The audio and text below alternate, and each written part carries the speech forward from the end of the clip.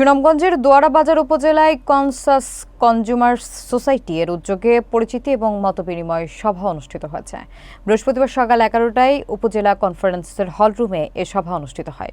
আবু বক্করের প্রতিবেদনে থাকছে বিস্তারিত। সভায় সভাপতিত্ব করেন সাংবাদিক ও উপজেলা সমন্বয়কারী মুফতি আবু তাহের মিজবা এবং সঞ্চালনায় ছিলেন শাহাদাত মাহমুদ শ্রাবণ।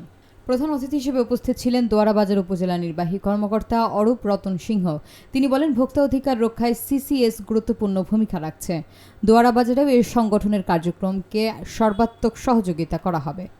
বিশেষ অতিথি ছিলেন উপজেলা প্রশাসনিক কর্মকর্তা মোশাররফ হোসেন এবং সিসিএস সুনামগঞ্জ জেলার প্রতিনিধি ওবায়দুল হক মিলন।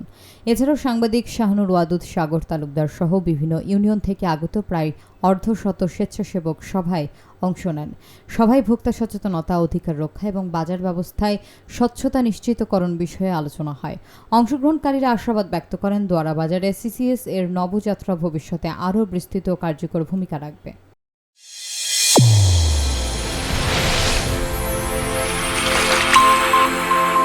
চ্যানেল A1 হৃদয়ের স্পন্দন।